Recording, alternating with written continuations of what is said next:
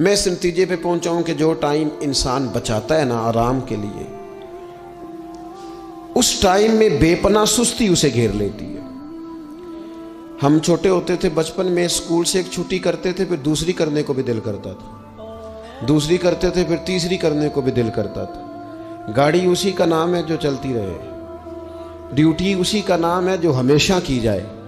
زندگی میں مسلسل جد و جہد کریں گے، مسلسل کام کریں گے، اس کا نتیجہ یہ نکلے گا کہ آپ محسوس کریں گے کہ آپ کا وجود جو ہے وہ بڑی صلاحیتوں والا ہے، وہ بیکار نہیں ہے۔ مسلسل کام۔ آپ انبیاء کرام علیہ السلام کی زندگی دیکھیں، صحابہ کی زندگیاں دیکھیں، اہل بیت کی دیکھیں، اولیاء اللہ کی دیکھیں، بزرگان دین کی دیکھیں، آپ دیکھیں کہ انہوں نے کام کتنا کتنا بڑا کیا ہے۔ ہم کبھی ان کو پڑھتے ہیں تو حیران ہو جاتے ہیں کہ یار اتنے مختصر وقت میں اتنا زیادہ کام تو ممکن ہی نہیں۔ اعلیٰ حضرت رحمۃ اللہ علیہ نے 1000 کتاب لکھ دی، امام بخاری نے پوری دنیا میں گھوم کر احادیث جمع کر کے ایک جگہ پہ اکٹھی کر دی، اور پھر اصول وضع کر دیے حدیث پاک کے کہ حدیث کس طرح قبول کی جائے گی، پھر اس میں فرق کر دیا کہ صحیح کون سی ہے، متواتر کون سی ہے، حسن کون سی ہے، ضعیف کون سی ہے، موضوع ہو تو پھر اس کے قاعدے کیا ہیں۔ اتنا کام بزرگوں نے کر دیا۔ جد و جہد تھی زندگی میں، مسلسل ڈیوٹی کرتے تھے۔ جب مسلسل کام کرتے ہیں نا، نبی پاک صلی اللہ تعالیٰ علیہ وسلم نے فرمایا جو آدمی محنت کرے، کوشش کرے اور شام کو تھک کے سو جائے، اللہ اس کے پچھلے گناہوں کو معاف فرما دے گا۔ تو چلتے رہیں، جد و جہد کریں، ہمت کریں، کوشش کریں۔ کبھی کبھی یوں ہوتا ہے کہ انسان سمجھتا ہے کہ میں نے کوشش تو کی تھی، لیکن یار یہ میرے کوشش کرنے سے کوئی نتیجہ نہیں نکلا۔ عارف رومی رحمۃ اللہ علیہ فرماتے ہیں کہ ایک شہر ایسا تھا جس میں ایک بیماری بار بار حملہ کرتی تھی،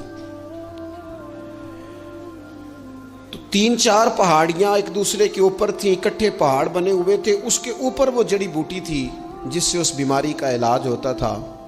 تو کئی حکیموں نے بتایا کہ اگر وہ جڑی بوٹی حاصل کر لی جائے تو تمہارے شہر کے لوگ صحت یاب ہو سکتے ہیں، پر وہ 4 پہاڑیاں اوپر نیچے، اور پھر ڈھلان بڑی سیدھی تھی، جو پیر رکھتا پھسل جاتا، کوئی جرت ہی نہ کرتا اوپر جانے کی، لیکن لوگ بیمار تھے، تکلیف میں تھے۔ بالآخر ایک شخص نے ارادہ کیا کہ کب تک لوگوں کو بیماری سے سسکتے، تڑپتے، مرتے دیکھتا رہوں گا۔ اس نے کلاڑا اٹھایا، ہتھوڑا اٹھایا، پہاڑ کاٹنا شروع کیا کہ میں سیڑھیاں بناؤں گا اوپر جانے کے لیے۔ فرماتے ہیں کہ وہ پہاڑ کاٹ رہا تھا تو جو قریب آتے تھے نا، وہ اسے کہتے تھے پاگل ہو گیا تو وہ اکیلا بندہ کیسے پہاڑ کاٹے گا، بیوقوف ہے، چھوڑ دے۔ اس نے کہا یار تم ساتھ نہیں چل سکتے تو حوصلہ شکنی تو نہ کرو، مجھے کچھ کرنے تو دو۔ سالوں لگ گئے، ایک پہاڑ کاٹ کے سیڑھیاں بنائی اس نے، پھر دوسرا پہاڑ شروع کیا، پھر سالوں لگ گئے، اور 2 پہاڑ کاٹے تھے، بڑھاپا آ گیا، بیمار ہو گیا، موت کا وقت آ گیا۔ اب چونکہ سیڑھیاں بن گئی تھی تو 2 پہاڑ کٹ گئے تھے، وہاں تک لوگ آنے جانے لگے تھے۔ این اس وقت جب وہ دنیا سے جا رہا تھا، پھر بھی کچھ لوگ حوصلہ شکنی کر رہے تھے، اسے کہہ رہے تھے خدا کے بندے کیا نتیجہ نکلا۔ کچھ لوگوں کی ڈیوٹی ہوتی ہے اپوزیشن کا کردار ادا کرنا، وہ ہر موقع پر حوصلہ شکنی کرتے۔ اب اس پر آخری وقت آ گیا ہے، باوجود اس کے کچھ لوگوں نے جا کے کہا کیا نتیجہ نکلا جی، تیرے اوپر موت کا وقت آ گیا ہے، تو اوپر تک تو جا نہیں سکا، فائدہ کیا ہوا؟ وہ کہنے لگا بیوقوفو تمہیں پتہ ہی نہیں میں کامیاب ہو کے جا رہا ہوں۔ انہوں نے کہا کس طرح؟ کہنے لگا میں نے آدھا سفر آسان کر دیا ہے، اب جو میرے بعد آئے گا نا اسے 0 سے نہیں شروع کرنا پڑے گا، میں نے آدھا سفر اس کے لیے آسان کر دیا۔ وہ تیسرے پہاڑ سے شروع کرے گا، 2 کاٹے گا تو جڑی بوٹی تک پہنچ جائے گا، لوگوں کو شفا ہونے لگے گی اللہ کے فضل سے۔ ہم پتہ کیا کرتے ہیں، بالخصوص میرے وطن کا رواج یہ ہے کہ لوگ آدھا سفر بھی آسان کرنے کو تیار نہیں، وہ کہتے نہیں سارا ہی فلانا کرے گا۔ جتنے انبیاء دنیا میں آئے نا میرے دوستو، وہ سارے کامیاب گئے، لیکن کسی کے ساتھ 4 امتی، کسی کے ساتھ 10، کسی کے ساتھ 100، کسی کے ساتھ 200، لیکن نبی کامیاب گئے۔ کیوں؟ کہ اللہ تعالیٰ نے جو ان کے ذمے ڈیوٹی لگائی تھی وہ ڈیوٹی انہوں نے پوری ذمہ داری سے سر انجام دی ہے۔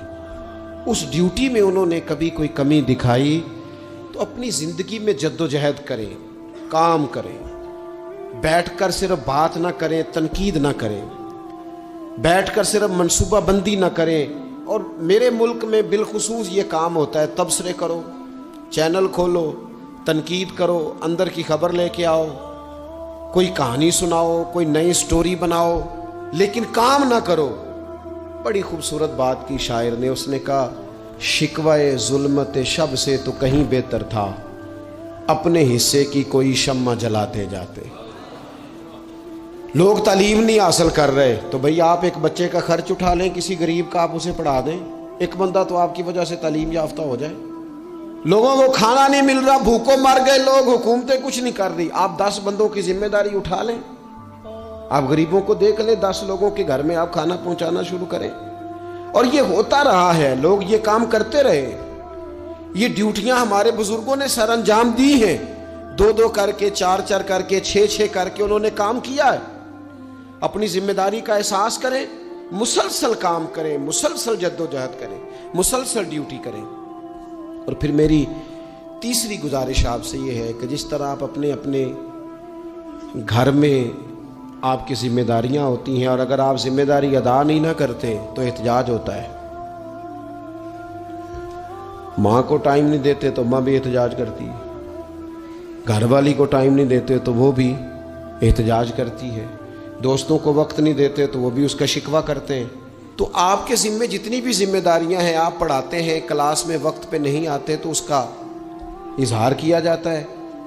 ہم نے اپنے اپنے ذمے جو ذمہ داریاں لی ہیں پوری کرتے ہیں۔ میں آج آپ کو یہ پیغام دینا چاہتا ہوں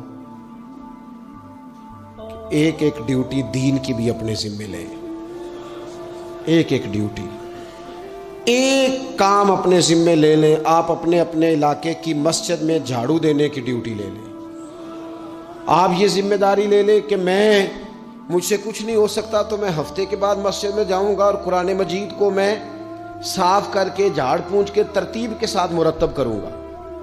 مجھے اگر ناظرہ قرآن مجید ٹھیک پڑھنا آتا ہے تو میں 10-11 بچوں کا روز سبق سنوں گا، آگے پڑھاؤں گا۔ میں اس نتیجے پہ پہنچا ہوں کہ جو ٹائم انسان بچاتا ہے